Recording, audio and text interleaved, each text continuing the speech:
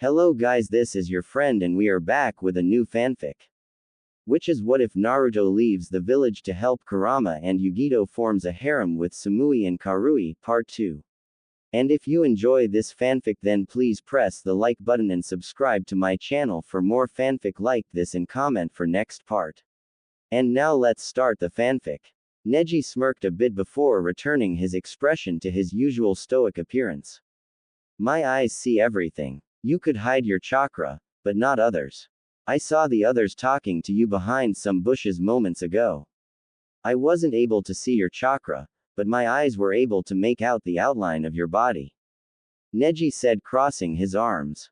Naruto nodded his head, impressed with the boy's eyes. It was obvious Neji's eyes were stronger than most. He saw a simple cloth around the boy's head, hiding his cursed seal from sight.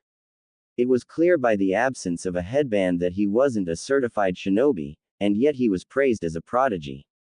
Okay Neji Hyuga, would you like to put your eyes to the test? It's fate we two would meet each other as we did. Both born into royalty, but denied the privileges of such. We are kindred spirits, you and I. Neji continued to speak, clearly ignoring Naruto's question. Naruto narrowed his eyes, wondering where this was going. He held his hood in place as he kept his eyes on the Hyuga. Oh, kindred spirits are we. He didn't know why, but the boy was creeping him out. Then help me out here, will you? Naruto said with a smile. Yes, kindred spirits. Neji answered with a nod of his head as he began walking slowly towards Naruto. Which makes this painful for me. Neji said as he quickly ran and thrust his palm out at the blonde. Naruto blocked the strike heading for his chest with a quick jab. Neji continued to his assault and Naruto was quickly on the defensive. Just because the Hyuga couldn't block either of his tenketsus, didn't mean that he couldn't harm his internal organs. Though he had nothing to worry about. Plus he had to be careful that the boy didn't accidentally unblock his already blocked chakra. Naruto saw why the boy was considered a prodigy. He was immensely proficient in taijutsu at his young age. Even as a branch member, it was clearly obvious he was more skilled than all of the other branch members and most of the main members. Only Hiashi, the clan head, was more skilled than him. Naruto bumped into a wall and quickly ducked under another open palm strike. He gave the Hyuga 2 quick jabs in the stomach before an uppercut ended the little fight. Naruto saw the unmoving academy student on his back. It's clear you're not used to being hit. Your durability S, Naruto said knowing the wind was knocked out of the Hyuga. The blonde crouched next to Neji's torso. I know you recruited the 3 Hyuga from before.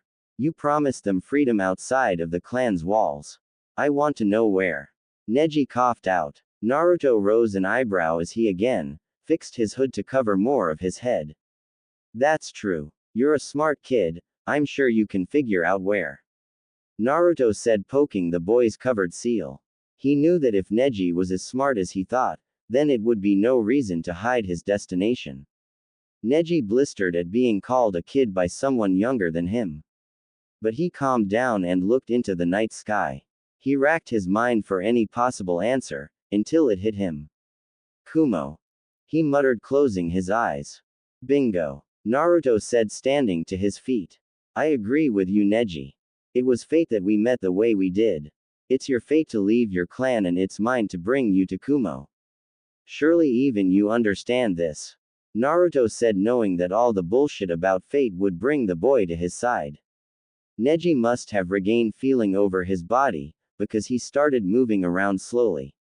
He stood to his feet, a hand on his chin. Oh, sorry about that. I do pack a mean punch. Naruto said, holding up a fist with a chuckle. I have to congratulate you on the hit. You're right, I haven't been hit a lot during any of my training spars, but I have been getting punished by the main house. Usually a Hyuga wouldn't ever leave their clan, no matter the situation. Whatever you promised the other 3 to renounce their clan must have been completely worth it. Neji spoke with a cautious tone. He was almost sure some of their patrollers had sensed his use of chakra, but may have just chalked it up to him training, since Naruto was indeed invisible to their eyes. It wouldn't be the first time this has happened. Naruto chuckled, sensing a bit of curiosity in the boy's voice. You're right, I do have something to offer them. Who knows, it may even extend to you. That is, if you are willing to leave such an illustrious clan. Naruto said, purposely holding back. He wanted Neji to admit, basically beg, to wanting to leave the clan. Fate has led me here for a reason. Obviously you're the reason, you must be offering something worth my time. Neji spoke, glaring at the hooded blonde, knowing what the boy wanted him to do. There he goes with that fate bullshit again. If he mentions fate one more time, I swear I'm going to have to eat him. Kurama spoke with pure anger and annoyance in his voice. Calm down there, Kurama. Nobody's eating anybody tonight, plus you would have to escape from the seal to do that. Naruto thought, making the giant fox grumble in annoyance. Since you believe so heavily in fate, then you know that I indeed have something worth your time. Otherwise, I wouldn't be wasting my time. Naruto said as he began walking backwards, into the darkened alley.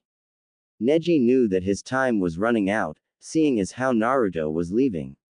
He had to let go of his arrogance, if only for a second. Okay, I'll leave the clan. Now please tell me what the offer is. Neji said with a bit of anger in his voice. The blonde sensed this and shook his head. I don't know, it didn't seem like you were really going to leave. It just wasn't believable or sincere to me. Naruto spoke as the bottom half of his body began being covered by the shadow of the alley. He's throwing logic out the window. All he needs is time to think, time you aren't giving him. Making him act under pressure, excellent choice. Kurama spoke, watching everything through the blonde's eyes. Neji watched in silence as more and more of the blonde was covered. When it reached the middle of his chest, the Hyuga had to drop to his knees and bow his head in the dirt. Please, I'll leave my clan, I'll follow you wherever you want to take me. I truly mean this, I can't stand being in that clan any longer. Being a slave is the worst feeling in the world. Neji spoke sincerely, his face not moving from the dirt. Naruto knew only his amber eyes were shining brightly in the darkness. You know, Neji, fate doesn't really exist in this world. We shape our own fates. You learned that now, when you had to beg for my help, even though you were born into a family of nobility. I was never going to offer help to anyone who had such a thick stick up there. My original choice was to successfully kidnap the heir, Hinata, since the previous attempt failed miserably. My cage didn't want a bunch of branded members, but lo and behold, here I am gathering a group of them. Luckily I have the key to his and my salvation, a seal that would allow me to remove the punishing effects of your cursed design. This will get rid of the option of simply killing you off, once you're out of the village. Naruto said, feeling kind of cool for his words, while only being a floating pair of eyes. Neji rose his head with a shocked face. He had to admit that he indeed had a large stick up his in his defense, it was justified. He had bragging rights, as one of the most skillful of the clan. His thoughts then turned to his cousin, Hinata, the girl who started it all. If she hadn't been so weak, his father wouldn't have had to die. Naruto sensed where the boy's thoughts were heading. I for one am glad that attempt failed. Of course, it's a shame your father had to die, but if the kidnapping had been successful you wouldn't have had the drive to push yourself even further beyond your capabilities. And thus I wouldn't have been here to persuade you into joining Kumo. Who knows, in another universe, I might have been trying to ask you to join Suna. Naruto said with a chuckle as Neji finally gasped at the solution to his caged bird problem. Although that wouldn't be so bad, a lot of unrestricted firepower in Wind Country. Can you really get rid of the part of the seal that destroys brain cells upon activation? He asked with completely fascination. The blonde nodded his head, to which Neji flattened his face in the dirt again. If you can really do that, then I'm glad to have been one of your choices. Naruto nodded, his amber eyes dulling down a bit. Good. Now that I have you, I can begin preparations for the escape. In the meantime, don't tell the others where I'm taking them. Now we'll have to wait for the heat to be lowered down a bit. I'll wait until news reaches the old man of the failed attempt to find me. That shouldn't take long. A week and a half later. It was high noon when Hiruzen, the Sandaime Hokage, received some disturbing news. He sat in his office with an angered expression marring his face. What the hell do you mean you can't find him? I have over 100 members of the Inuzuka clan, 70 of the Aburame clan, and nearly 80 of the Hyuga clan, not to mention the 100 members of Anbu. He's just a little boy, how hard could it really be to find him? He yelled, slamming his fist on his desk. The Anbu member in front of him, most likely a Hyuga, bowed as low as he could. He was more ashamed than fearful of the Hokage's anger being towards him. It seems in the previous years, he's learned how to evade detection from even the most keen of hunters. None of the Inuzukas can get a trace of his scent, and none of the Aburame's bugs can detect any traces of his chakra in the air either. It's like he's literally became a ghost, of there's a possibility that he's not even in the village anymore. Unacceptable. Are you seriously telling me that that boy has escaped from the village, not once, but twice? We have the best search and destroy clans in the entire elemental nations. How is it even possible for anyone, other than a certain snake, to escape our grasps? Hiruzen yelled again, putting more pressure into the desk. I want every single tree in this country searched. Every building of every city. And I wanted it done yesterday. Move it. The Sandaime yelled even louder, eventually breaking the table underneath him. The Anbu immediately nodded and vanished from his spot to spread the word to spread the search countrywide. Hiruzen sat back into his seat, his annoyance still palpable. He's still in this village, otherwise the forbidden scroll wouldn't have disappeared. Key. Naruto sat in the forest of death with a bored expression on his face. All around him were tigers, happily snoring away. Even if they had been awake, they wouldn't be bothering Naruto any longer, seeing as how he's already killed half a dozen of them. He didn't know why this particular forest was so terrifying to the citizens of the village. It was just like any other section of the forest in this damn country. Sure, the wild animals and insects were far larger than the norm, but if you knew what you were doing, you'll be alright. The blonde yawned, still feeling a bit tired. He was extremely bored. Nighttime was the only form of entertainment he had in the village. Entering the village to check on the people's progress in finding him. They seemed to be losing vigor, so he should be able to leave in a few days or so. Though he nearly blew it when he stealthily raided the village's shops a few times. Luckily for him, they chalked it up to regular crimes that were always being committed in the village. He only really collected food and a few kunai and shuriken, along with a nice-looking sword. It was a katana, with two reinforced, parallel, blades set an inch apart from each other. The guard was dark silver designed in a square shape. The hilt was onyx leather with a silver cap. A 6-inch long, black, tassel was welded into the silver cap and smoothed out to perfection. The weapon was called a Suba, and with a few months of training, Naruto was going to master the deadly weapon. And what am I supposed to do with this? Naruto muttered, indicating the forbidden scroll of sealing he had resting against the trunk of the tree he was in, along with the just-stolen Suba. He stole it from a silver-haired Chunin, knowing full well what it was. Leaving behind the man's charred body, surely told the village that he was still in the village. Though whether they knew that he was in possession of the forbidden scroll or not, was still a mystery to him. He had already copied a few techniques that seemed interesting to him, including a few S-class lightning and fire techniques and a useful wind technique. He was thinking of simply burning the scroll, but there was too many valuable techniques inside. So I guess I'm taking this with me as well, no point in giving it back. Naruto thought with a shrug of his shoulders. Something told him to widen his senses, and he was glad he did, because there was at least 5 Chunin-level ninja coming his way. He was glad they were only Chunin level. With his hampered abilities, he didn't know if he would have defeated 5 Jonins. Look over here. A group of tigers, but look in the distance, those are tiger bones, a Chunin said only a few feet above the cloaked blonde. Is it possible that the tigers ate some of their own? A woman said, looking closer into the distance. A strong possibility in this forest, but it's not likely they were the ones to kill them. Do you see that the bones are slightly charred? I have a feeling Uzumaki was in this area. Another woman said with a cautious voice. Or still is. My insects are going crazy and it's not because of this forest. An obvious Aburame spoke with a collective voice, akin to everyone in his clan. Bingo. 1 point for the Aburame. Naruto said excitedly as he punched a large blue flame around the insect user from below.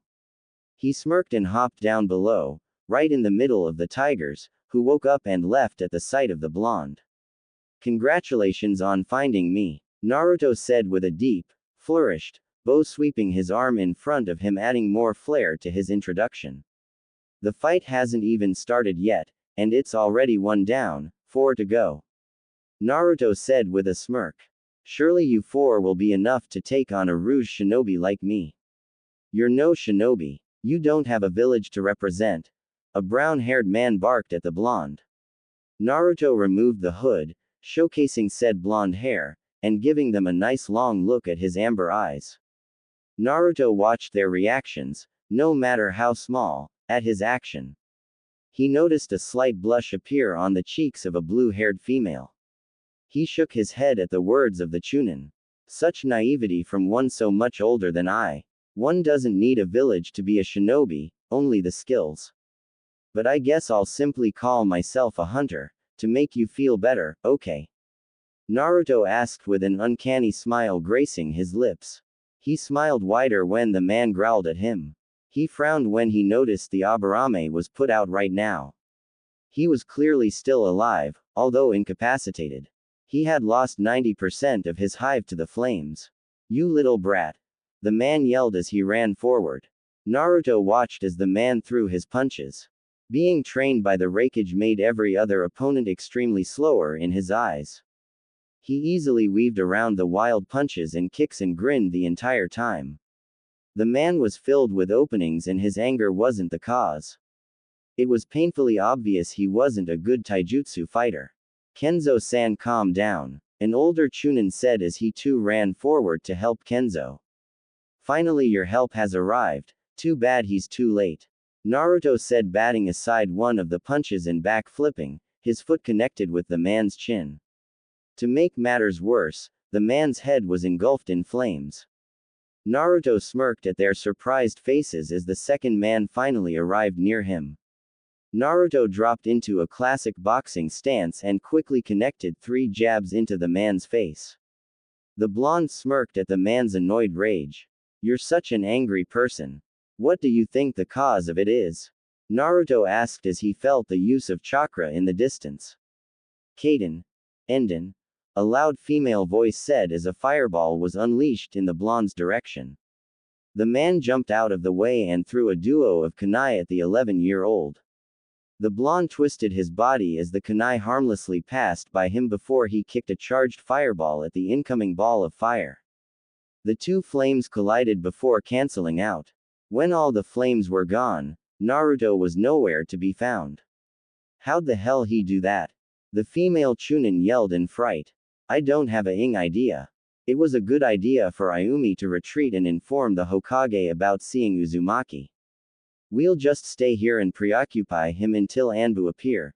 The only surviving male Chunin said, joining the female. Too bad Kenzo couldn't survive. Damn demon. The serious female yelled, looking around for the hiding blonde. Where are you hiding, you bastard? Ki. Naruto shook his head, the scroll and tsuba tied around his waist. The tsuba was inside his cloak, while the scroll was outside. He was just meters behind the retreating Chunin. It was the same blue-haired Chunin that blushed at his adorable looks earlier. He knew she was on her way to relay his location to the Hokage.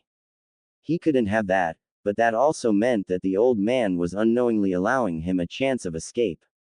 Tonight was the night for him and the others to leave. Perfect. The girl was incredibly fast. It was taking him a lot of energy to catch up to her. Before he could successfully latch onto the girl, he was kicked straight down into the ground. The action kicked up a lot of dirt around the blonde. Don't stop, Ayumi. Keep going. We'll handle Naruto-san from here. Just hurry and tell my father. A male voice spoke as the sound of retreating steps echoed away. Asuma, calm down. He shouldn't be that hard for us to handle, he's only 11. Another male voice said, though it had a lazy undertone. You shouldn't underestimate Naruto-kun, my rival. He's filled with the flames of youth. A hyper voice yelled rather loudly. I agree with Guy-san. Also, he was able to evade us for so long. That alone is a testament of his skill. Asuma's voice spoke with a gentle undertone, even in this situation. Naruto groaned from inside of the dirt cloud. He heard the group of people talking and he paid extra attention to the names used. His eyes widened as he stood to his feet. When the dirt cloud thinned out all the way, he groaned in depression, as his prayers were denied. If it isn't three of Konoha's most notorious elite Jonin. Truly a gift and a curse at the same time.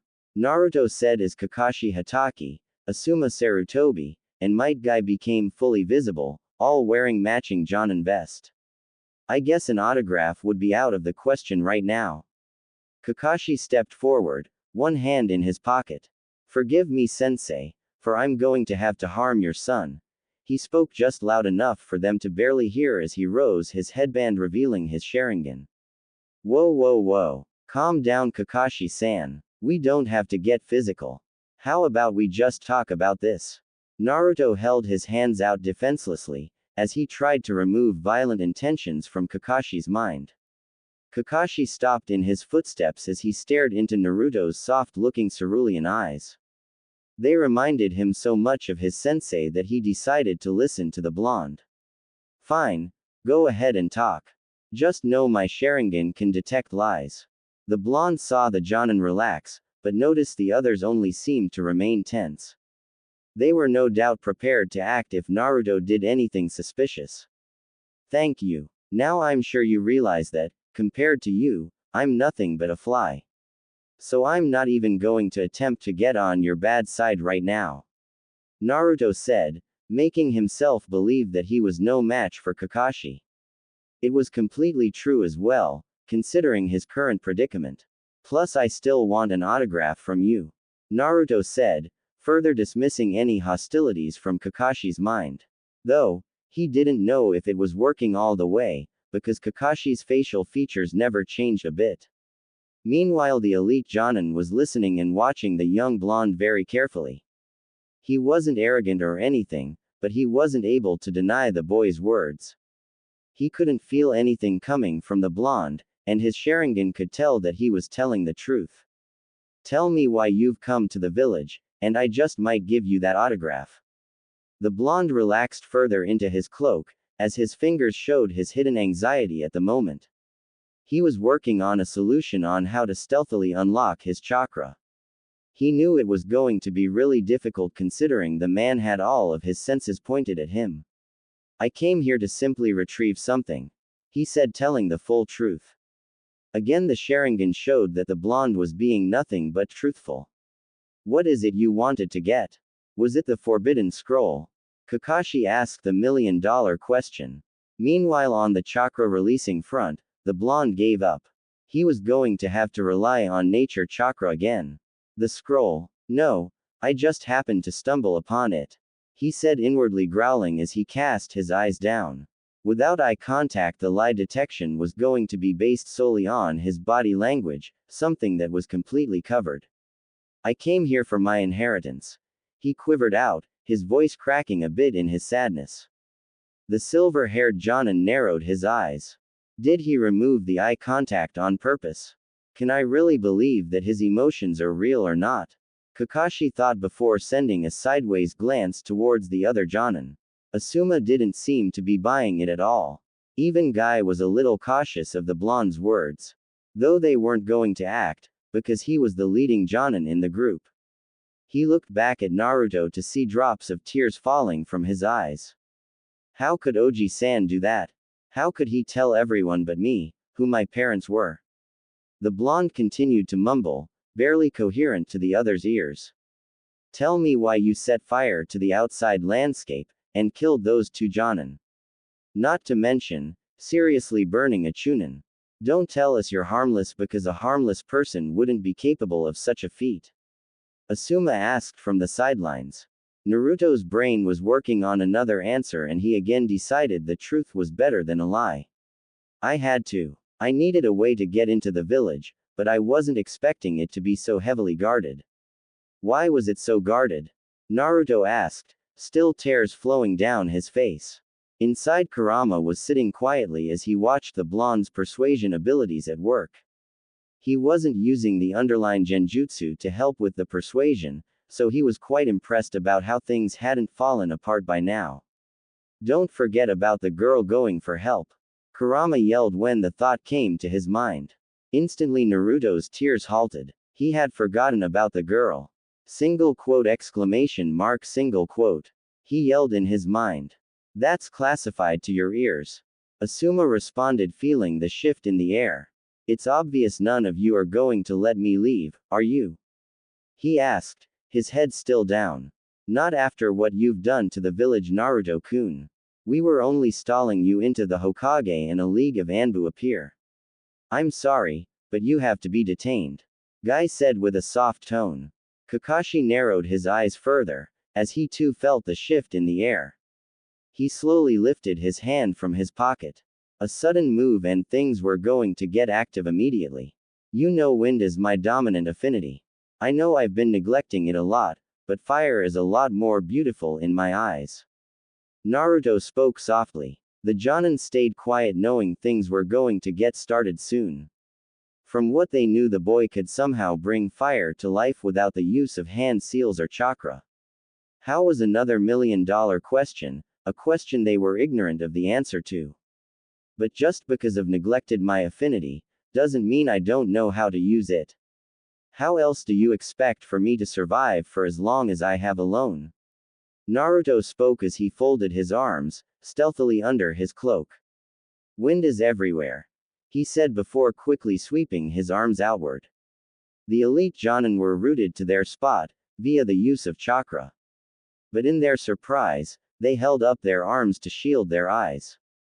The blonde didn't stop there and quickly swirled his arms, while taking a deep breath.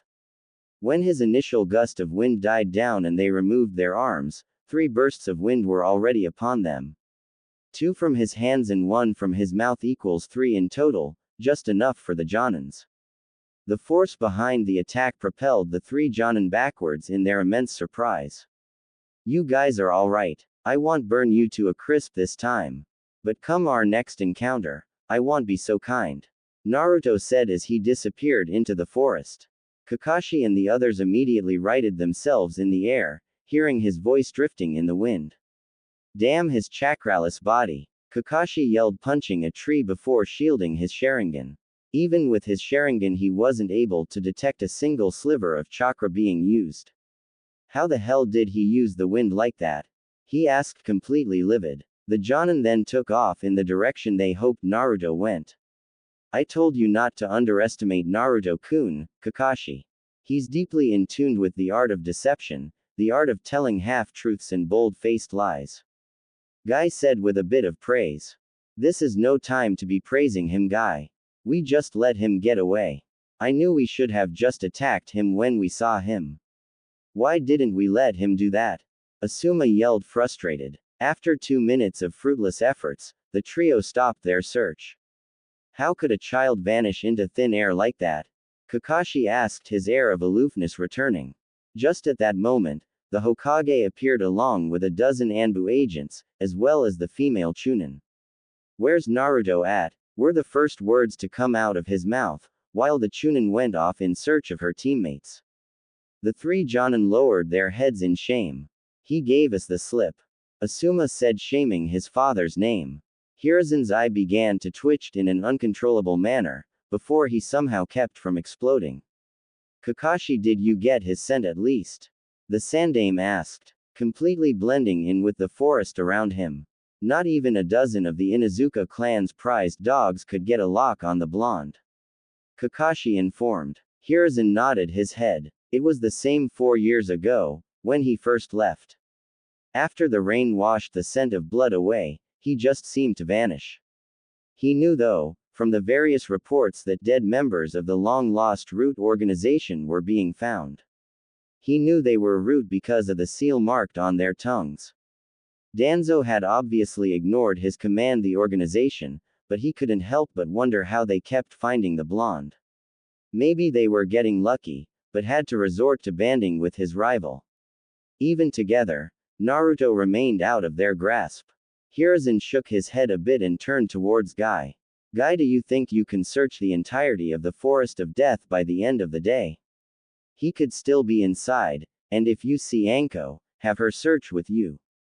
This is her own slice of heaven, I'm pretty sure Naruto has encountered her. How else could he roam around freely? Guy nodded. I'm on it, Hokage-sama. If I don't find Naruto-kun by the end of the day, I'll do 1,000 laps around the village on my hands. Guy yelled before he vanished. Hiruzen turned his gaze to his son and his facial features showed just a bit of anger. I'm disappointed in you, son. How did he escape 3 of my elite Jonin? The boy's got a bit of a silver tongue. Asuma told his father. This made Hiruzen raise his brow a bit. Do you think he joined up with Orochimaru? Asuma shook his head. That was my first thought after hearing him talk. But the way he escaped was too unlike the defective Sannin. This time, instead of using fire, he used wind. Asuma informed his father of everything that happened. The Sandaime kept his features steeled as he listened to the story. Halfway through he turned his gaze to Kakashi, whose eyes were cast down but no doubt felt the Hokage's gaze upon him. He looks that much like Minato-kun? He asked the silver-haired Jonin. The man simply nodded his head slowly. What about the rest of his appearance? Did he look like he was eating? Did he look healthy? Hiruzen asked, a little worry slipping into his tone. Kakashi rose his head and looked into the Sandaime's eyes. With the way he endured my initial attack, I have to say he's definitively healthy. It looks like someone found a master, because his evasion was extremely clever and quickly executed. Kakashi spoke with a truthful tone. Yes, no way he could have taught himself how to fight. Hiruzen said before turning to the Anbu behind him. I want you to search the forest along with Guy. Keep out of sight and keep your chakra levels undetectable. Naruto-kun had a bit of sensory training as well. He told the Anbu before they all vanished from sight. Naruto asked why you would reveal his secrets to the village, when you didn't even reveal them to him. Those weren't his own words, but it might as well have been. Kakashi asked with an inquisitive gaze. That has always been a question that has plagued his mind. It seemed underhanded and completely disrespectful to Naruto's feelings. This time it was Hiruzen who lowered his eyes. It wasn't on purpose. The council kept demanding the running Jinchuriki's head. They kept saying that, now that he was fleeing from the protection of the village, he was now a criminal on the run. I'm sure you know how stubborn civilians are, they just don't understand the working of the shinobi world. Hiruzen began, speaking softly for Kakashi and his son. They just continued to hound me, until I exploded. Having Naruto run away from me was truly devastating for me. I wasn't thinking and I revealed who his parents were. It was too late to take my words back after they were said. I wish I hadn't said them because that only seemed to enrage them more. They were beyond angry that the son of their hero would run from them the way Naruto did. They demanded his return and his lifelong imprisonment. At the time, that punishment sounded better than death, so I agreed. I made it known to the whole village about who the blonde truly was.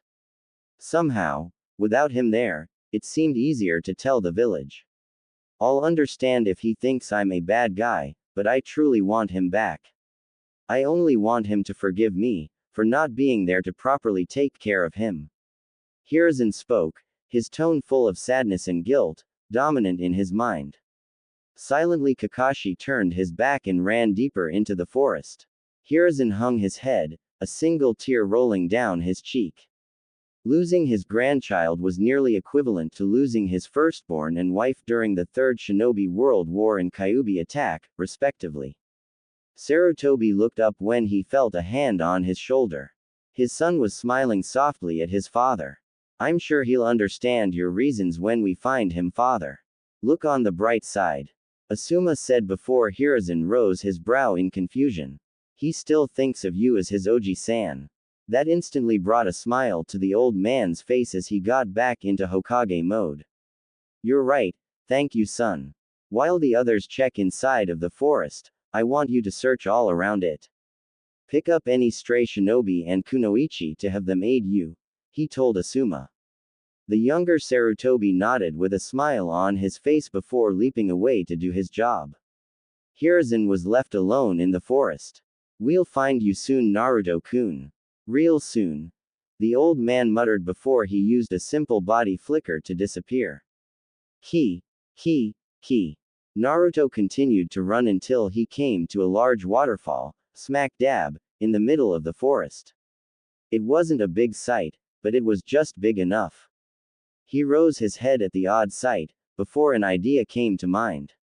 He inhaled as much as he could, until his lungs were ready to burst. Before he let out a steady stream of wind. His strong stream of wind parted the waters, showing a hidden cave behind. I knew it, he thought triumphantly as he took a few more gulps of air. He took a few steps backwards, gearing for a running start, before he began running. He released the stream of air again, as his speed allowed him to jump clear over the 100-foot wide gap between him and the falls. Without his chakra, running atop the highly disturbed waters would be next to impossible. Back to him, he effortlessly flew through the body-wide gap his wind left in the falls. He rolled along the rocky ground and immediately noticed its dampness. He rose to his feet and hugged his body. The temperature seemed to have dropped about 20 degrees. Living in Kaminari no Kuni had gotten his body used to much colder environments, but just the suddenness of the drop had caught him by surprise. He rubbed his hands as he released a puff of fire into his hands. It was essential to rely on his body heat when the sun wasn't an option. It was easier when you have a giant fire demon sealed in your gut. There, I should be safe here, until the heat dies down. Meanwhile, let's check where this cave goes. Naruto said before snapping his finger and a bright blue flame flared to light above his thumb. He smiled at his flame before walking deeper into the cave. Kumogakure. Yugito sat with her friends, her face showing nothing but worry. You guys aren't worried. Naruto-kun's been gone for 2 weeks, who knows what happened to him, she said before standing a pacing back and forth. Shut up, Yugito. Geez, you're starting to annoy me. Karui said with a large tick mark on her forehead. Blondie's a fully capable ninja. You have nothing to worry about. He's probably already finished with what he had to do, and is on his way as we speak, she added, crossing her arms. Karui was what many would call a tomboy, a beautiful tomboy I should add. She was a dark-skinned kunoichi with long red hair spiking down her back. A white, bandana-fashioned, forehead protector covered most of her hair on the top of her head. She had amber eyes, just like Naruto's, something she secretly adored. On each of her ears were a simple yellow earring. Her attire was a simple gray dress, with the sleeves ripped off, that ended just past her waist. A darker gray skirt made up her bottoms, going well past her knees and stopping mid-shin. She wore fishnet stockings and thigh-high boots with white soles. On her back was a rather long katana. She was getting better with every time she trained with it. Or he could have acted recklessly and started attacking everyone and is now surrounded by a whole lot of people that don't like him anymore. I thought girls with flat chests were supposed to be smarter. Omoi said as his mind continued to think up scenarios Naruto could be in. Omoi was the only male in their genin team, of course not counting Killer Bee. Like his teammate, Karui, he was dark-skinned and always seemed to be overthinking things. He had white, spiky, hair much like Naruto's. On his forehead was a black-clothed, forehead protector, that perfectly contrasted his hair. Like his forehead protector, his eyes were also black, and had a slight sheen to them. His attire was composed of an overlong, gray, shirt that was designed with a hood. A darker gray set of pants were wrapped by red and white shin guards. He also wore red and white, bandage-styled, hand guards. Again, like his teammate, he too had a long katana on his back. Those two swords must have been part of a set or something, because they both looked alike. White cloth around the very long handle and white diamonds running along its length. A white square guard and a long burgundy scabbard. Who knows, he could have fallen asleep and got eaten by a bear 2 weeks ago. There's too many posse, he continued before he was interrupted by Karui's punch to his head. I don't have a flat chest. I'm just compact. Karui finally exploded before she began stomping on his body. Be careful, Karui, you might cause an earthquake and destroy Kumo. Omoi pleaded as he was getting his beating. Their final teammate, Samui, shook her head. You two are such children, so not cool, she said softly while looking sternly at her teammates. Samui was the impromptu leader of Team Samui, being second to only Killer B. Unlike her teammates, she was a fair-skinned teenager. Even at her young age, she was already developing a large chest.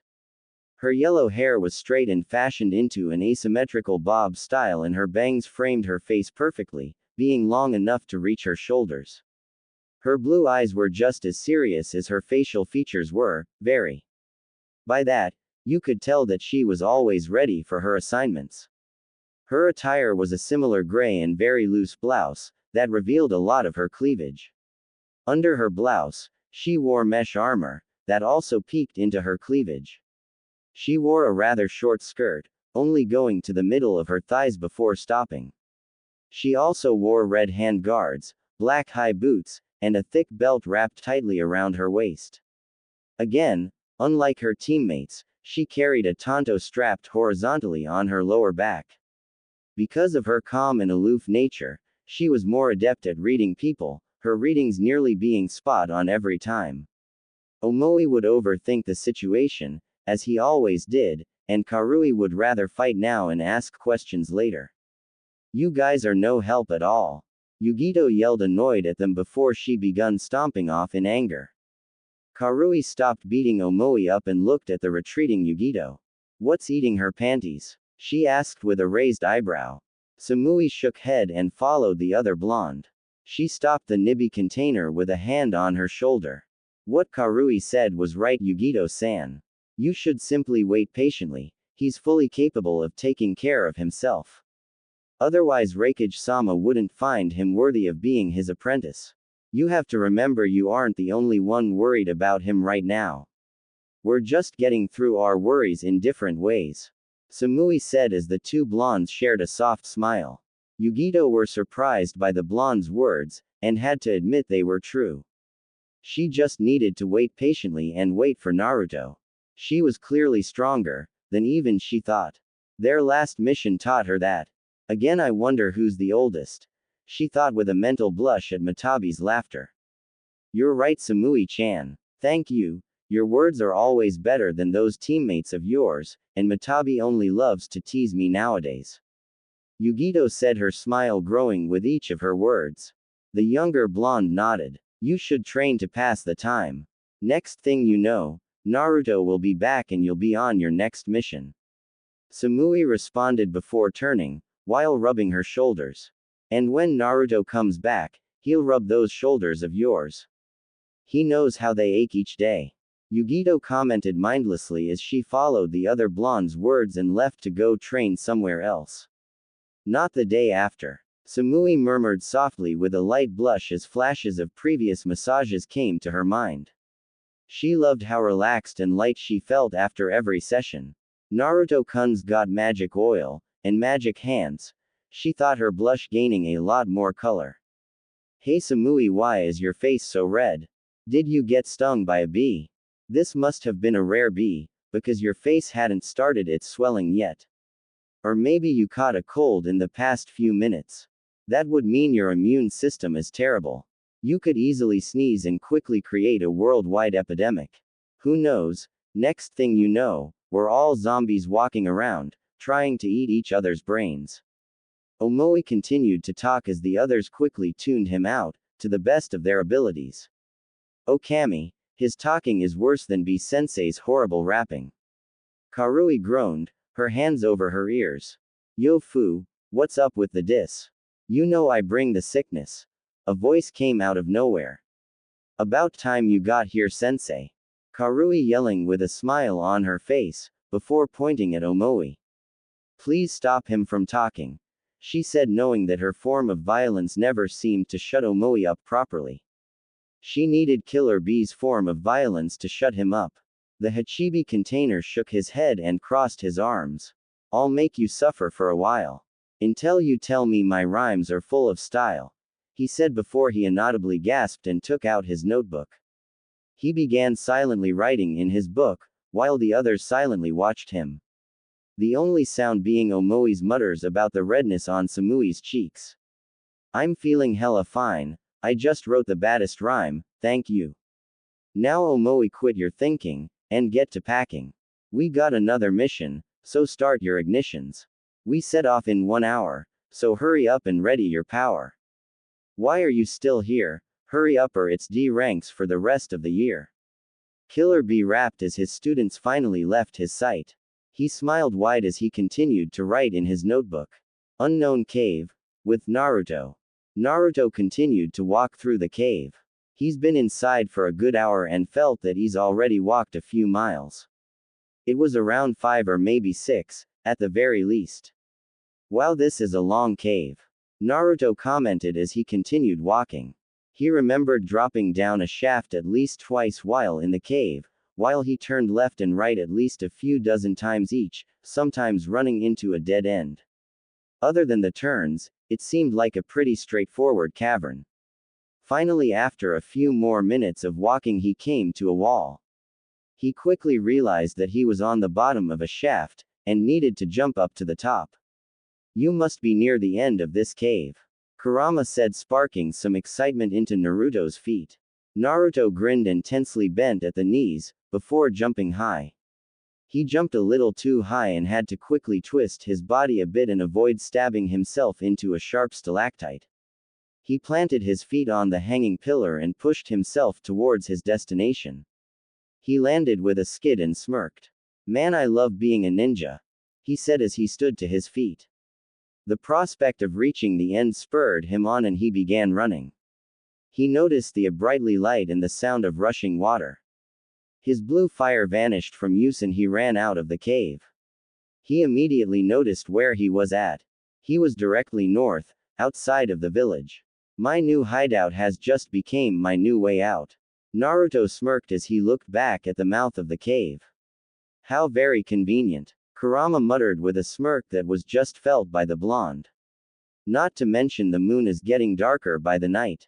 I might be out of here, sooner than I realized, Naruto said as his brain already began working on how he was going to escape.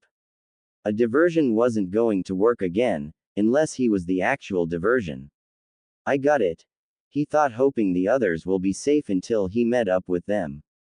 From what he could tell, the cave traveled deep under Konoha, before returning to the surface outside of the village. He remembered the entire cavern rather intimately at the moment.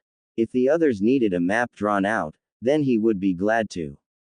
Though he didn't think they would need one, with their Byakugan, they could see their way through. I might even leave tonight, Naruto thought before running back into the cave. That night, Naruto watched as the 4 Hyuga ran through the cave. He stood in the forest of death and his mission was finally coming to an end. For some reason, maybe in good faith, he told them where he was taking them.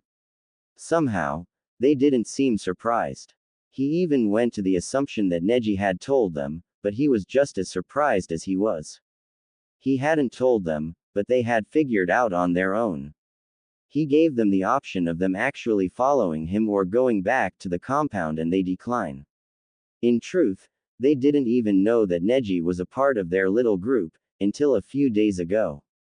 He even went and applied his seal on their foreheads. Now, they were free of the Hyuga's power grip on their lives and more persuaded to his words, but only a little. His seal only made them a little more loyal to him. Naruto shook his head as he finally set off towards his final destination. He had given one of the Hyuga the forbidden scroll and he told him to guard it with his life. Now that he knew the scroll was forever out of Konoha's grasp, he could rest easily and complete his objective. He wanted to rest easily, but the whole forest seemed abuzz with activity. Still, Naruto asked incredulously as he watched a Jonin fly high above his location. He was rather surprised he wasn't seen, but why look a gift horse in the mouth? He continued running, until he couldn't feel any signature around him, save for one. A large snake appeared and quickly coiled around him. Before he could gasp for air, he blew out a small ball of air. He watched in satisfaction as it went through the roof of the snake's maw and blew out his brains. It looks like I nearly caught me a fox. And a cute one at that. A voice said walking from behind a tree. So you did see me. Naruto said, quickly putting his hood back on and hiding his face from the purple-haired woman. The woman's outfit was rather promiscuous looking. She wore a mesh bodysuit that went from her neck and ended in the middle of her thighs. An orange skirt and a blue belt was also seen. But most of her outfit consisted of her large, beige coat with a dark purple inseam. She was wearing high-heeled sandals and wore a snake's fang, wrapped in a thick cord, around her neck. At least her mesh was packed together to prevent people from looking directly at her but the outline of them were still visible. Of course I seen you. Are you enjoying the view? She said, pushing her mounds together a bit with her arms. Hell yeah, Kurama yelled in Naruto's mind as the blonde blushed at the blatant show of utility. His own response was cut off because he sensed another snake attempting to silently bite into his Achilles tendon. He quickly rose his foot and stepped on its lunging head. Sorry about that. These snakes have a mind of their own, she said as two more snakes attacked the blonde. Naruto acted fast and the Tsuba appeared in his hand and he removed the heads from the attacking reptiles. His strikes were wild and barely coordinated, but they got the job done. He sheathed the weapon and promised himself he wouldn't be using it anymore until he learned how to use it better. So why are you still in Konoha? Naruto asked out of the blue as he turned his attention back to the snake user. Anko had a brown boa constrictor around her body as she silently watched it slither around her body. Just because most of the villager are doesn't mean all of them are. Don't get me wrong, I was in your situation as well, kid, but I was one of the lucky ones, she said as the boa slithered down into the branch she was in. Naruto watched it silently as he began thinking how long he had to deal with this woman. So how did you escape their torment, since you're obviously still in the village? Naruto asked, wondering how differently he could have handled his situation. Anko softly smiled, a genuine smile from the looks of it. She wasn't surprised the boy knew about her past, the whole village knew, just as the whole village knew his past. I found friends, she said simply. These friends fought for me and protected me from the abuse the village continued to put me through. Even to this day I'm getting abused, but it's more in the field of glares and rumors. When I saw the rumors were only making me more cautious to be around, I owned it. I gave them what they wanted and now they steer clear and relatively leave me alone, she said, not knowing how Naruto was going to take her words, for they were what she really felt. Own it, Naruto said softly as he silently looked at his hand. It's so simple and yet brilliant at the same time, he continued, making Anko smile. All I had to do was own it. Okay. They wanted a demon, I'll give them one, Naruto said, clenching his fist tightly. Anko quickly felt the shift in the air. Wait, that's not what I meant. I was just using me as an example, she quickly spoke as Naruto's chakra quickly unsealed and spread around the area. No, you're right, Anko. I have to embrace what I am. Thank you for this talk, I'll always remember it, the blonde said as his pupils began stretching upwards. Oh, she said before an explosion of chakra shook the forest, forcing her arms up to shield her eyes from the shockwave. Just as quick as it appeared, it vanished just as fast. The violet-haired special Jonin removed her arms from in front of her face and looked around. She blinked a few times in her shock. Whoops, she said before whistling innocently as she quickly left the area. Konohagakure. The sudden sensation of the Nine Tails chakra flooded the village with flashbacks of the past. None more than the Sandaime, Hiruzen Sarutobi. The aged man widened his eyes at the familiar chakra. From what he knew, Naruto was ghosting through his village, so why the sudden flux of chakra? From what he could sense, it was filled with malice and a surprising feeling of acceptance. Anbu, let's get to work. Naruto showed himself. The Sandaime said as he shed his Hokage robe and revealed his old battle armor. Ki. Naruto ran through the village. He calmed his chakra and only began concealing his chakra now. After weeks of not feeling his chakra, it was wonderful to have it back at his disposal. I missed you, chakra. Naruto thought inwardly, hugging his chakra. Multiple shinobi appeared in front of him, attempting to stop him. He easily swatted them aside and continued moving, his destination, the Hokage Tower. Oji-san, where are you? He yelled in a sing-song. A random group of Jonin appeared in front of him and began to attack. They all did their hand seals and released searing hot, red and orange flames.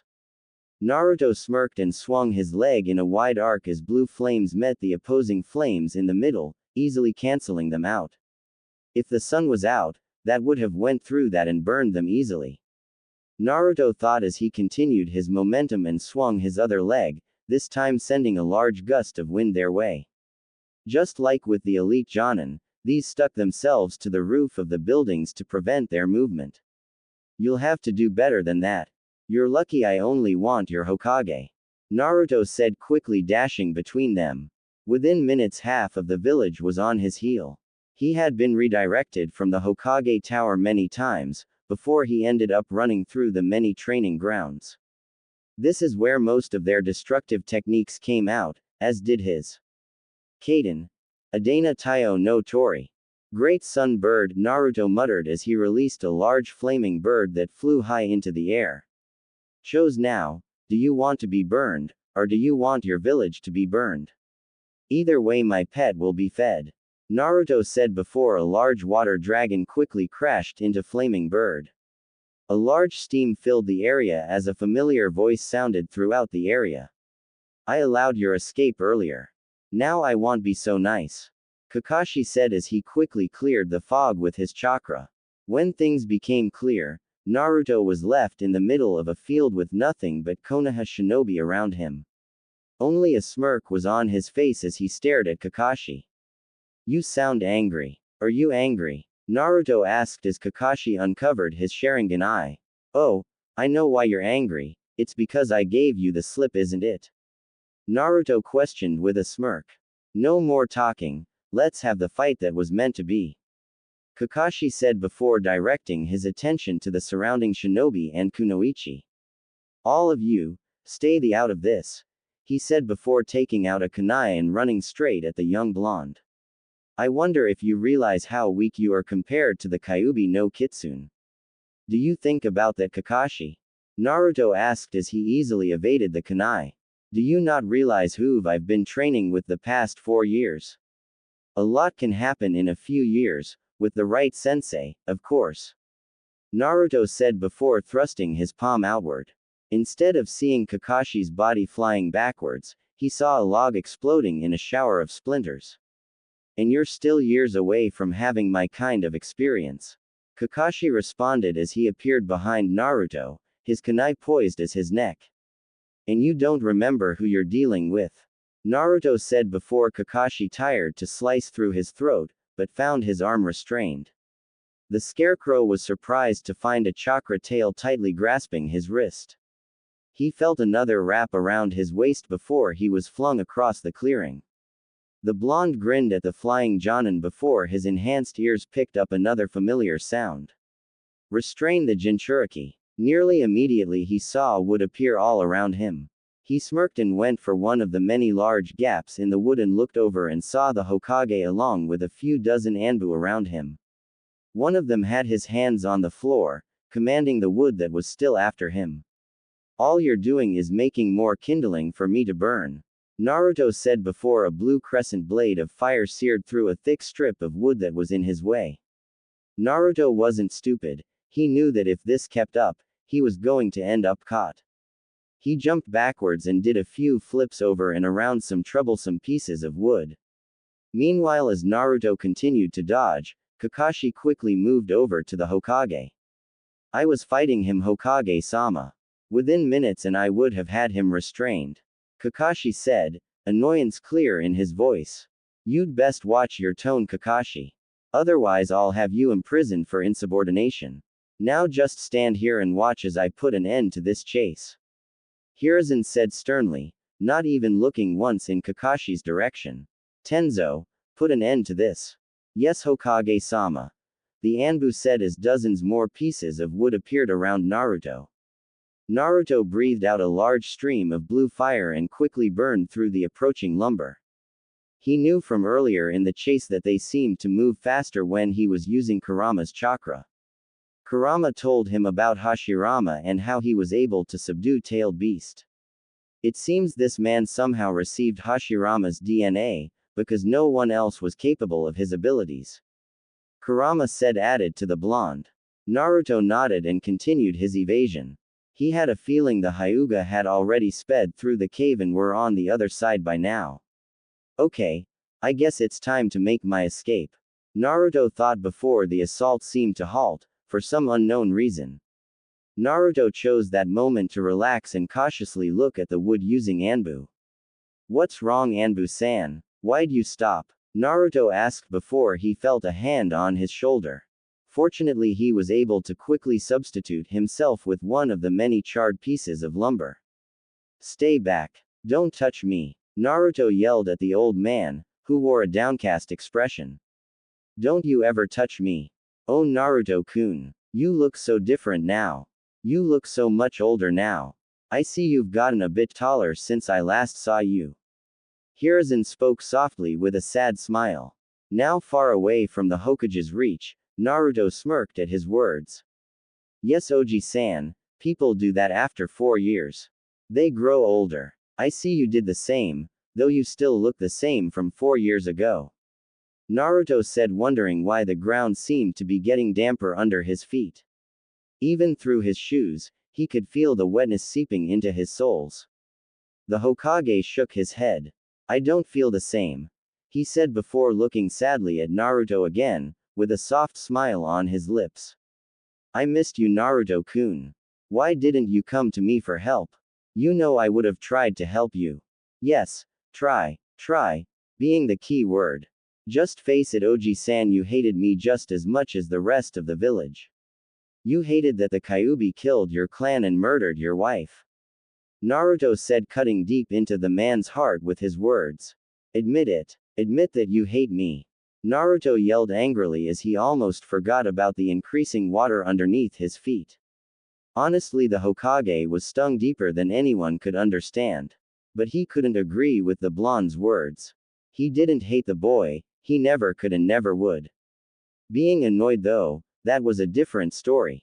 Though before he could actually speak, the water under the blonde's feet quickly burst into action and surrounded him.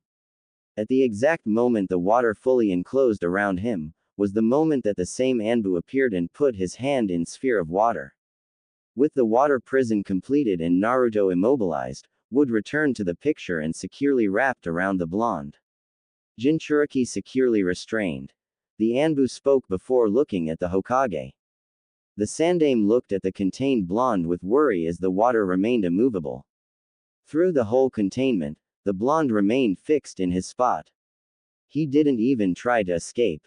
What do you have cooking in that noggin, Naruto-kun? Hiruzen asked as the blonde smirked. Don't you find it suspicious about the amount of chakra you sense from me? Naruto said inside of the water prison. He was thankful this Anbu was allowing him his speech, otherwise this wouldn't be as fun. What do you mean? Your chakra levels are enormous. Completely overshadowing the reserves of many of my strongest shinobi. Hiruzen spoke. The blonde smirked at the praise. Exactly. Don't you find it weird that I would suddenly be sensible to the entire village? Hiruzen stayed quiet as he sent his senses straight into the blonde's core. It was true, he had a lot of chakra inside of him. But something was weird, it should be more. A lot more. Until it clicked. You're a clone, aren't you? Ding ding ding ding ding dg gurg. The newly revealed clone continued to sound until water filled his mouth, but he didn't seem to be choking. Tenzo give him his speech back. I want to ask this clone something. Hiruzen ordered after a few minutes. Where's the original going? What was his true purpose in this village? Hiruzen questioned sternly as the clone started to laugh. You have to tell me how it feels to have the same person escape your village twice. The clone yelled while still laughing. Just tell me what I want to know. The Sandaime yelled, clearly annoyed. I don't know what's funnier, the fact that you think I'll tell your wrinkly old anything. Or that you think the boss would allow me to live if I did. The blonde clone said as his body began to glow white. And now I'm going to explode anyway. The clone said as he began laughing louder. Retreat. Hiruzen yelled loudly as everyone turned around and began to quickly run backwards. Tenzo ripped his hand from the water prison and followed suit, leaving the clone wrapped in the wood. Since I'm going to die, I might as well tell you anyway. The clone said, stopping Hiruzen in his tracks, a large distance between them. He wanted to cover his blind spots. The clone barely got off before a large explosion shook the area. With original blonde, immediately after explosion, Naruto grinned as he continued to run outside of the village. The Hyugas all around him, their Byakugans active and their field of vision being a good 800 to 1100 meters in all directions. He looked at his left. The female Chunin was there, a smile on her face, as she kept her eyes forward. Even from this distance, I could see the explosion your clone left. She spoke before looking at Naruto in admiration. Her name was Hotaru and she had long dark brown hair, with a light violet tint.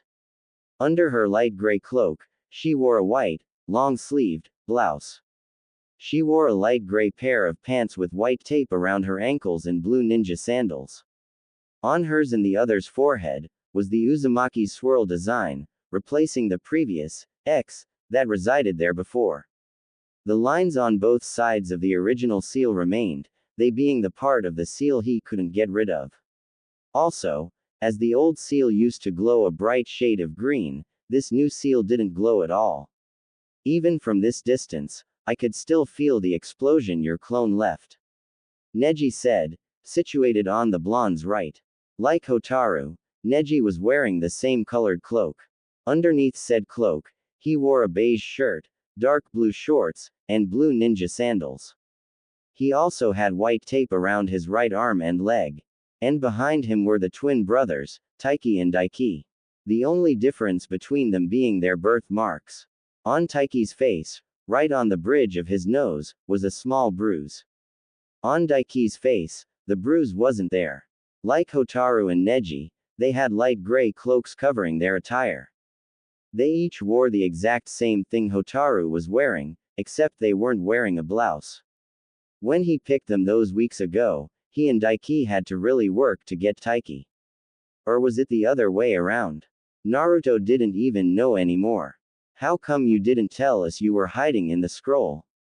One of the twins asked from behind. Naruto turned his head to look at one of the twins, not knowing who spoke. I wanted to see the surprise on your faces. You should have seen them, it was priceless. Naruto said before laughing loudly as he remembered the event. Flashback. 5 minutes before explosion. The group of runaway Hyuga had emerged from the cave with grins. It only took them a quarter of an hour to traverse through the cave. Thanks to their Byakugan, they made quick work of it. That was easier than I thought it would be. One of the twins commented with a crack of his back. I have no idea why it took Naruto so long to go through that. It was so easy. The other twin added.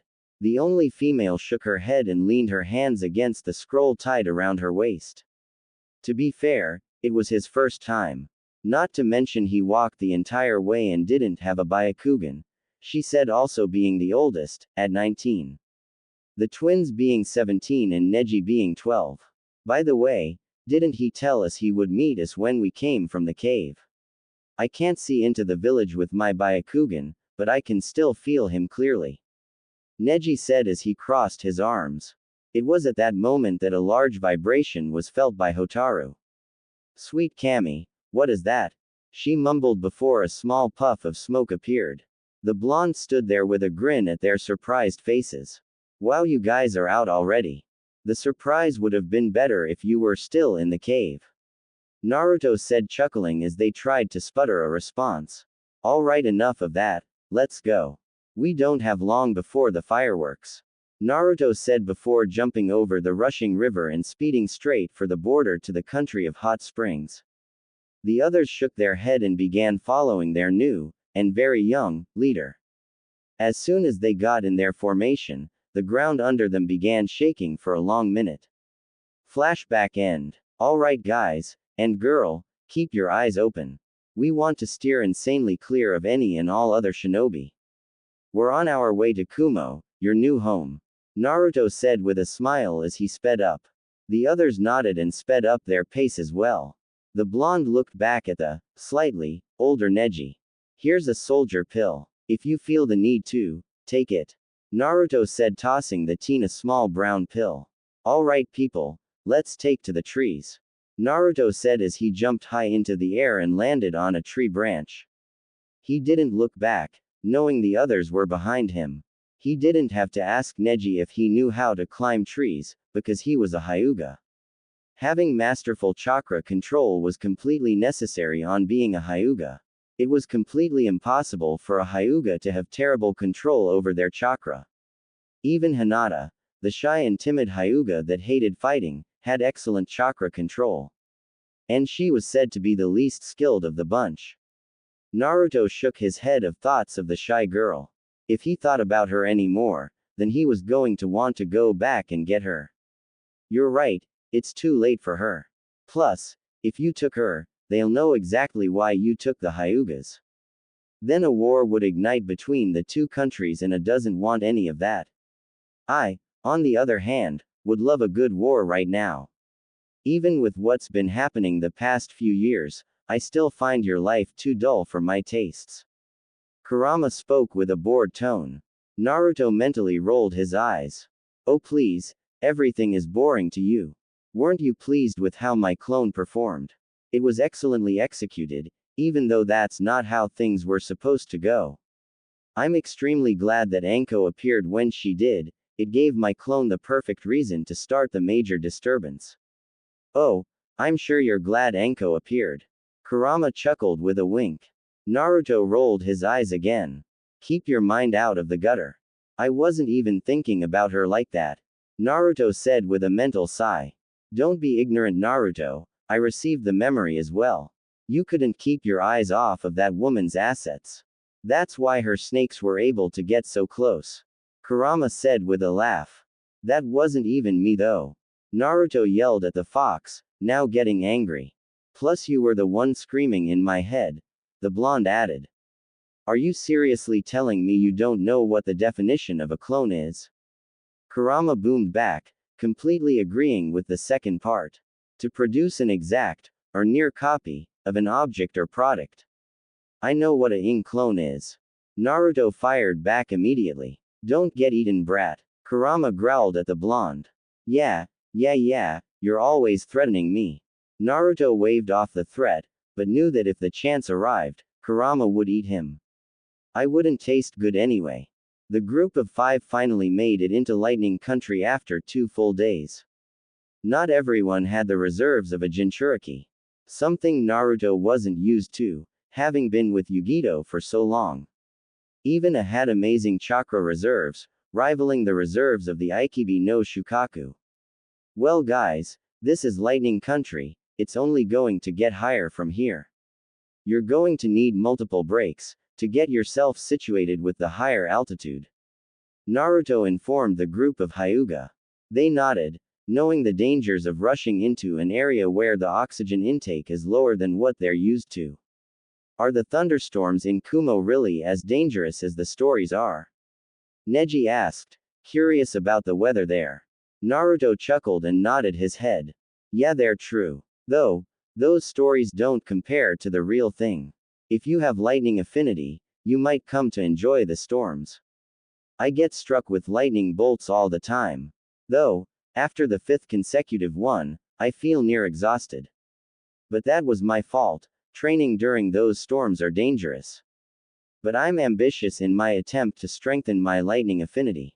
Naruto said with a smirk. You're a real masochist, aren't you, Naruto-san? Hotaru asked with a shake of her head. Or I'm a genius. Naruto said with a big smile. With Kurama constantly healing me, I'm sure I'll soon have the power to control lightning from my fingertips. The things I'll do for knowledge and power. Naruto mused as they entered the border village. Do you think Konoha will send Anbu inside Lightning Country? One of the twins asked, quickly changing the subject. Naruto nodded as they passed a few people. Eventually. That's why I put a genjutsu over your eyes a few minutes ago. With that, people won't see your white eyes, only brown. Naruto said, entering an inn. This shocked the Hyuga as they only just noticed the distortion of chakra in their eyes. Without their Byakugans active, they were clearly unable to detect the small illusion. They left it there, seeing the logic behind tactic. When the time comes for the Konoha Anbu to enter the country and interrogate people, they'll be oblivious to the situation. So why are we stopping now? We can still continue toward the village, the other twin asked. Naruto looked back at him with a confused face. Aren't you hungry? We haven't eaten since Hot Springs Country, and I need to sleep near a fireplace. Kurama helps keep my body temperature high, but being in Frost Country for so long makes my clothes stiff with coldness. I swear the very first time going through that frigid country, I was this close to becoming a foxicle. Naruto said, squinting his fingers very closely together, yet leaving them separated. You're lucky I told you to keep your chakra surrounding your body, or else the same would have happened to you, the blonde said, pointing at Neji. I believe you completely. Now, let's get to that fireplace. Neji said, having been forced to use that very cold soldier pill inside that horrible country. Naruto smiled and turned to the receptionist. Hello miss, we're going to need a room with fireplaces. Naruto said with a smile. Sure, that room will only have 2 beds, is that okay with you? The young lady asked with a smile. The blonde nodded. That's fine with me. Naruto replied. That'll be 1500 ryo for one night, 3000 for 2. How long do you plan on staying? She asked while typing in her little computer. Only for tonight. Naruto answered while tapping his fingers on his leg. She needed to hurry up so he could get some grub in him. He smiled as he turned. There's a great place down the road from here, I remember going a few years ago. The best thing is there's a delivery service, after paying I'll head over and bring the food here. Is that a good plan, guys? Naruto asked with a smile as they nodded. What kind of food does this country have? Neji asked. Naruto scratched his head and shrugged his shoulders. Mountain food, he said with a chuckle as everyone face-faulted. There's a lot of bears and elk in the country. Mountain lions, cougars, and wild boar is further north. And a few sheep too. Naruto answered with a shrug of his shoulders. He paid for their room, got the key and tossed it to one of the twins. I'll be back in a few minutes, he said, body flickering out of the inn. Naruto reappeared on the roof and immediately bounded from it. He leapt from roof to roof, before he sensed something coming for him. Naruto turned his head to see the Kusarigama headed right for his foot, intent on wrapping around it. He clapped his hands, altering the flight path of the chained weapon with a precise gust of wind. The blonde landed on the next roof and stared as the weapon returned to the owner. Who are you and what do you want? He asked, noticing the area was clear of citizens. I'm just a hunter of hunters. Did you know you have a bounty on your head from other bounties? The man asked while casually swinging his weapon of choice with barely any movement in his joints. The man was rather tall, passing 6 feet easily. He wore an Iwa headband and a black cloth around his head. His attire was black, merging with the night around him. Though the moon still provided just a little bit of light. The blonde rose a brow at the question. No, I had no idea. Does that even make sense? He asked with nothing but confusion in his expression. Yes, it does. When a hunter gets as famous as you did, criminals put a price on your head. Just think of me as your opposite, he said before throwing the weapon once more. The blonde snapped his fingers and watched as the middle of the chain burst into flames. He tilted his head, effectively dodging the sickle part of the weapon, never able to return to its owner. I think I get what you mean. You're a criminal version of a bounty hunter. I never knew people like that existed, Naruto said, putting a hand on his hips. The Iowa missing nin didn't feel discouraged at all, and only seemed to widen his smirk. Exactly, and I have to tell you. I'm on a roll, not counting you, I've killed 19 bounty hunters. Be a sport and become my 20. He asked before snapping his own fingers. 3 more figures came out of the hiding spots, throwing kunai and shurikens at the blonde.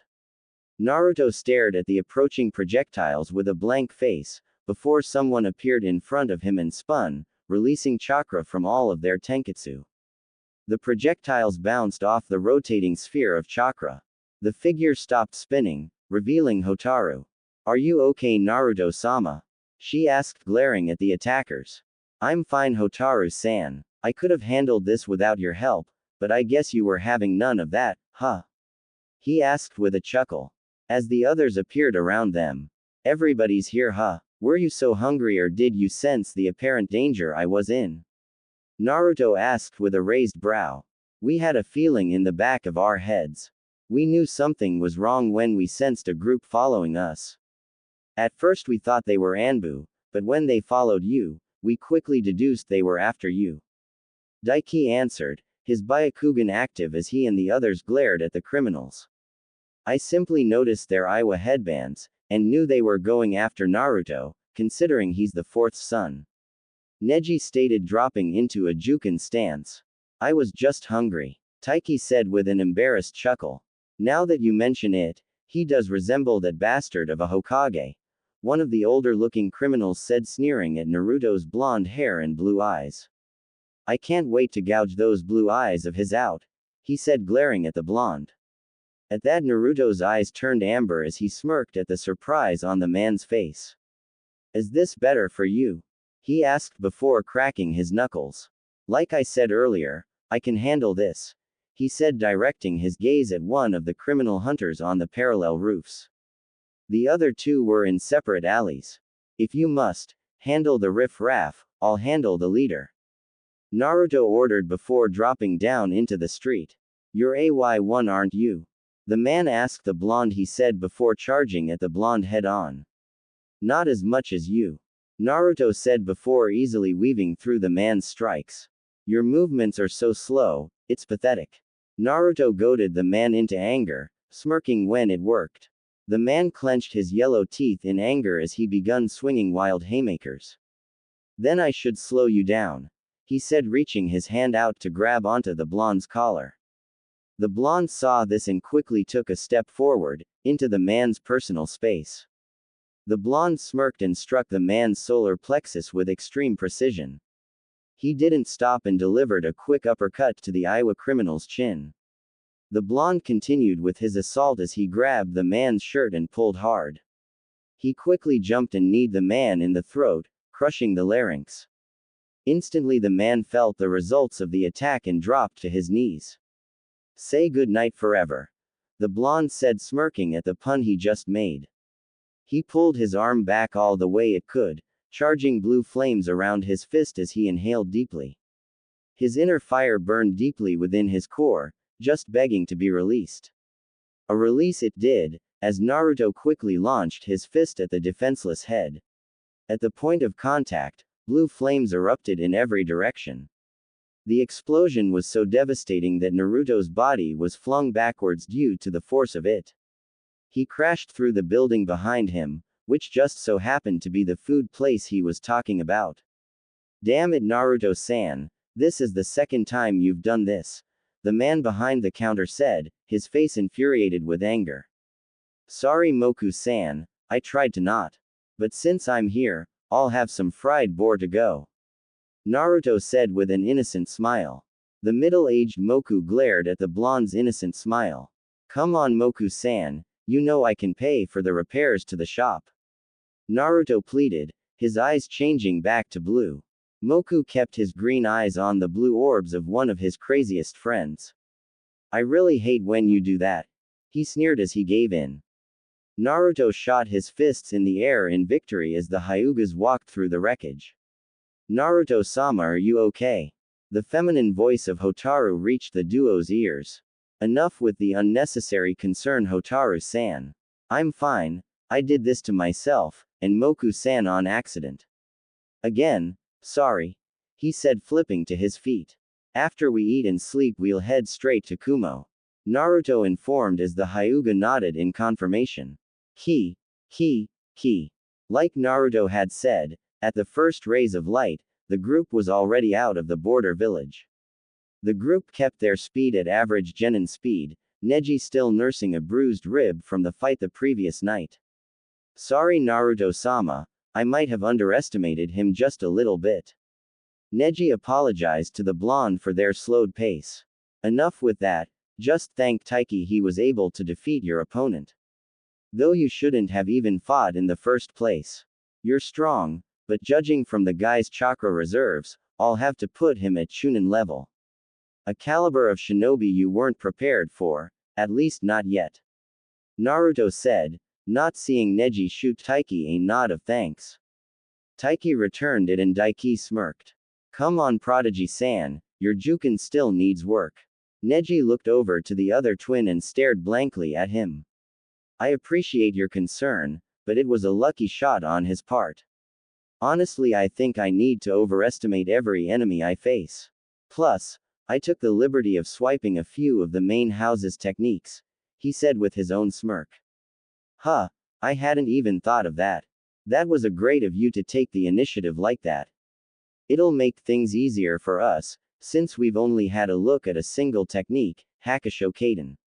8 trigrams palms revolving heaven, Hotaru informed with a small smile as she looked back at Neji. Yup. It would have been, until we got promoted to Jonin, that we would have had a look at another technique. Daiki explained with a frown at the retarded conditions for knowledge in the Hyuga clan. After reaching Jonin, it would go from years, by 5 each. Taiki added with his own frown.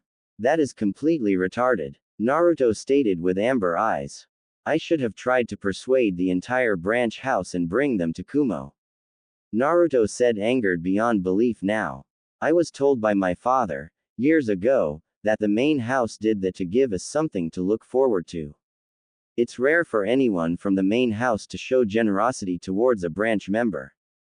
So letting a member of the branch house learn a main house technique once in a while, would keep us loyal to them.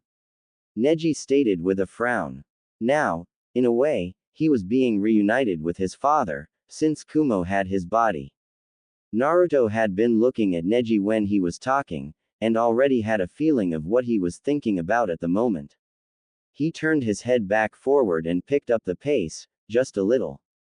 They were only a few, odd, hours away from the village now, and he really wanted to officially end this mission. Only then would he have a full team and officially a genin as well. Run through the pain, Neji. Taiki told the young Hyuga, noticing the small increase of speed on Naruto's part. Kumogakure, training field. Yugito sat cross-legged in the middle of a flat field. A blue aura was around her, indicating she was training with her tailed beast, Matabi. Twin, blue, tails were behind her, swaying with the wind. You have excellent control with version 1, Yugito-chan. In a month or two, you could have the same control with version 2. Then after that, a full transformation, only Killer Bee-san and Gyuki can accomplish, along with Yagura-san and Isobe. Matabi said, encouraging Yugito to push herself more as time went by. While using Matabi's chakra, Yugito's fire style became on par with Naruto's mysterious blue flames. Though if he was to use Kurama's chakra and use the blue flames, she would be outmatched. But recently she gained knowledge of Matabi's personal hell fire. The fire that made up the large feline's body was now a weapon for her to use, sadly only when using Matabi's chakra. Yugito rose her hands and went through a set of hand seals. Kaden. Futago no Hano. Twin flames, she said, snapping her eyes open and exhaling two streams of dark blue flames. The flames traveled a few dozen meters before turning into hot air. Yugito smiled and stood to her feet. That's one technique of yours I mastered. What do you have for me next? She asked before the aura around her left her body and she was left a little woozy. You're still using too much of my chakra in that technique. You need to lessen the amount like I said, the twin-tailed beast said with a mental shake of her head. Well, excuse me for not caring about something called overkill. I, for one, think it's better to make sure the one you're trying to kill is dead.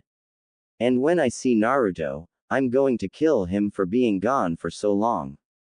Yugito hissed in her mind. Speaking of Naruto, isn't that his chakra signature entering the village right now? Matabi asked with a curious tone in her voice. It was always a little harder for her to sense chakra, one of the reasons why she was captured off guard. What Naruto? Where? The concerned blonde exclaimed before quickly bounding off towards the main gate of Kumogakure. He. Naruto and the group finally crossed the main gate of Kumo after 5 hours of running. The blonde turned to the group to see they were slightly winded. I kind of forgot about you guys. Being back home just filled me with happiness. Now I can finally change out of these clothes. Naruto said, looking down at his full body suit underneath the ragged black cloak. He rose his head and smiled. Well, let's go guys. He said, waving at random people, all of them surprised to see the group of Hyuga behind him. Naruto-kun. A voice yelled before colliding with the blonde. The blonde was launched backwards, with the figure clutching tightly on him. Naruto lost his footing and the two blondes began to roll, before coming to a stop with the female blonde on top of the male. While that was an unexpected welcome, the whiskered container said with a smile as the dirt cloud cleared to reveal a smiling Yugito. Hey Yugi-chan, I guess you missed me. He asked with a chuckle and a wink. Yugito blushed slightly but only seemed to smile wider. I sure did, it's been boring over here without my trusted companion here to entertain me, she said, peeling herself off his person. Naruto rose to high feet and looked at the Hyuga. It's nice to see you four didn't even move from your spots. Real classy guys, nice job being my bodyguards. The whiskered blonde frowned as he patted the dirt from his clothes. Our eyes saw her coming as soon as we entered the village. Judging from the similar, yet completely different, power inside of her, we quickly deduced she was out of our leagues to guard against. Neji chose to answer quickly before the other three could even utter a word. Great deduction, kid. I'm Yugito ni, container of the Nibi no Nekomata. Pleasure to meet your acquaintances. Yugito said, extending a hand towards them. Neji saw the challenge and extended his own hand. When they shook, Yugito smirked and turned to Naruto. Now I know why you chose this one. He'll be perfect, she said before releasing the Hyuga's hand and quickly grabbed Naruto's hand. Now come on, Raikage-sama should be out of the meeting by now. When the group arrived, they had to wait in the lobby for Bakaza was still in the meeting. The whiskered blonde turned to the blonde genin with a twitch of his eye. Usually you're right about these things, Yugito. Could something be the matter with you? He asked with a slow blink. Yugito chuckled nervously and looked at the clock on the wall opposite her. You don't know the half of it. Matabi echoed in Yugito's mind, causing the girl to blush a bit. Oh, it's nothing. I just got over a flu a few days ago, she said, slowly rubbing her arm. Naruto continued to look at her with a blank face. We're containers of tailed beasts. We don't get sick, he stated with the same stoic gaze. She chuckled more nervously before faking a few coughs. She smiled at the other blonde, but in seeing his same expression she quickly got angry. I should kill you for worrying me so much, she yelled, getting a surprise expression from everyone in the room. She covered her mouth and blushed dark crimson. She looked away and was glad when the Raikage's door opened, and some old guy walked out. Hey look, the meeting's over. Yay. She softly cheered before standing up and quickly walking into the office. What a weird girl. One of the twins said. I love it, Naruto said with a grin as he stood and followed. When the group entered the room, they saw with a huge barbell in a single hand. A turned his head with a big grin and threw the barbell to the other side of the room.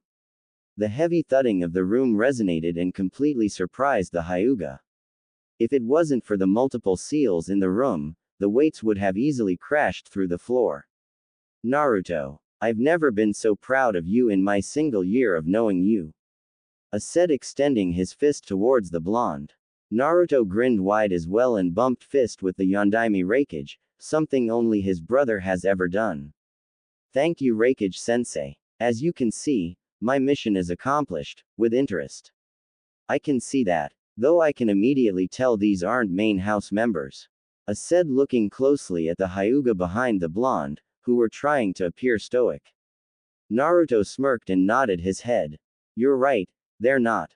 They're branch members, not the pompous S of the main house. Naruto turned and motioned for Neji to step forward and proceeded to remove the cloth around his forehead. You see this seal? It's completely different from the other members of the branch family. It's a seal of my creation, Naruto said pointing to the seal. A nodded and stood to his feet and walked around his desk, towering over everyone. Interesting. I see you chose your clan's crest as the design. What'll this do to their Byakugan after they die? Naruto crossed his arms and tried to remember. Their Byakugan will still be sealed upon their death, something I have yet to reverse. Though I was successful of getting rid of the punishment part of the seal, and switched it with one that'll amplify their dojutsu. To what extent, that's dependent on the user. It also makes them slightly more loyal to me in the village of Kumo, though that could just be the disdain they have for the main house. Naruto said tapping his chin. What do you guys think? Naruto asked turning his head to look at the liberated Hyuga. Our hate for the main house. It's definitely that, Taiki said with a cross of his arms. If you could bring the rest of the branch family here, and give them this seal, Kumo would be in your debt Naruto-kun. Yugito said wanting to join the conversation. He doesn't have to do that now, he's already done enough. But in due time Naruto. Said crossing his own arms. Also, I got the message you sent earlier via carrier pigeon. Added confusing everyone else. When did you send him a message? Hotaru asked with a confused expression. Last night. I did it while everyone was sleeping. Naruto said turning his head with a smirk. Well, what did you ask? Neji asked with a stoic expression. The blonde's smirk widened. In a moment Neji. Naruto said turning back to his sensei. Go on sensei, the ambiance is set. He said with a chuckle. Shook his head and went back around his desk. So you're Neji. I understand now. Naruto requested that, along with Yugito, you three become an official genin team. Yugito gasped. But Naruto-kun, you don't like hunting criminals with me? She asked with tears prickling the corners of her eyes. Naruto rose an eyebrow at her behavior. Yugi-chan, we already had a talk about this months ago. In order to go after higher-ranked criminals we need to officially rise in the village's ranks. Plus we'll have another member of the team to help us. Naruto said as Yugito blinked for a while. She smiled softly and put her hands behind her back. Oh yeah, I kind of forgot that conversation, she said embarrassingly rocking on the balls of her feet. Naruto looked back to a before the Raikage rose his hand. I talked to him and he agreed wholeheartedly. You don't know how many times he apologized to me. Said with a chuckle. The blonde chuckled before his face lit up in remembrance. Oh yeah, I also have another present to give you. Naruto said digging in his cloak for something. Arose an eyebrow and leaned back against his chair. What is it Naruto? He asked before Naruto removed a scroll. Found it. He yelled triumphantly with a broad grin. I present to you, the forbidden scroll of sealing, recently liberated from Konoha. Along with this, I was also able to learn quite a few things about Konoha's defense and a secret exit entrance the village may or may not be aware of. Naruto said unsealing a larger scroll from the smaller one. He tossed it to the Raikage, who easily caught it with one hand. Just what I'd expect from my only pupil.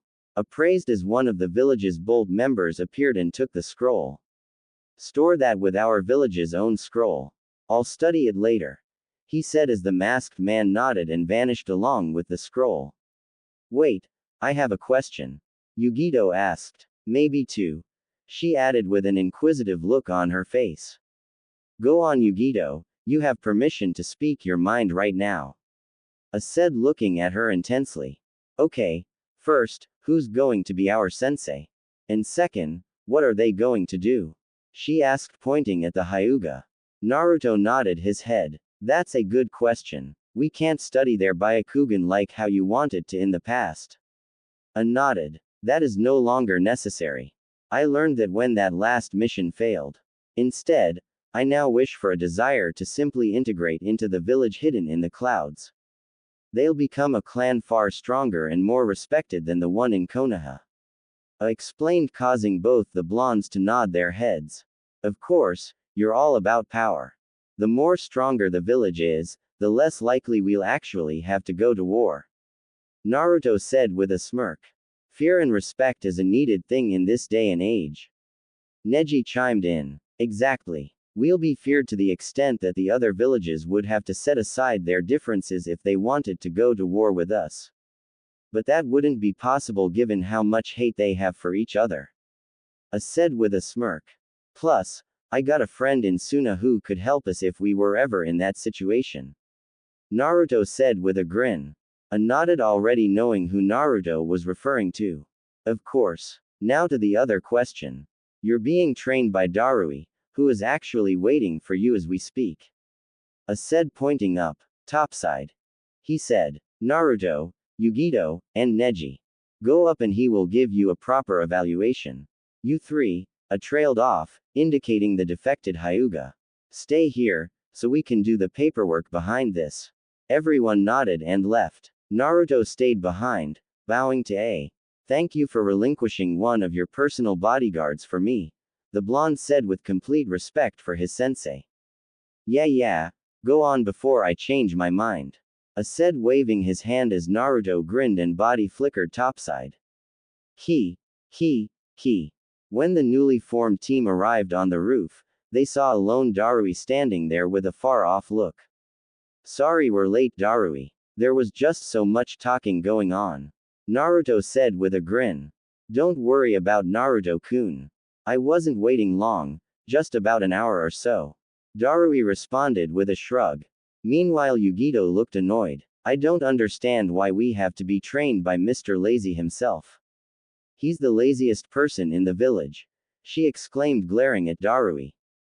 That's not true, there's lots of people lazier than me, Darui said with a playful glare. Name one, the Nibi container said with her hands on her hips. The dark-skinned Jonin stared at the girl, the two having their own staring contest. Neji leaned over, a little confused, but his expression belying the fact. What's going on? Who is this guy? He asked. The blonde glanced at him with a grin. That's Darui, one of the strongest Jonin in the village. He may seem lazy, but well, he is kind of lazy. But that's because nothing really exciting happens around him.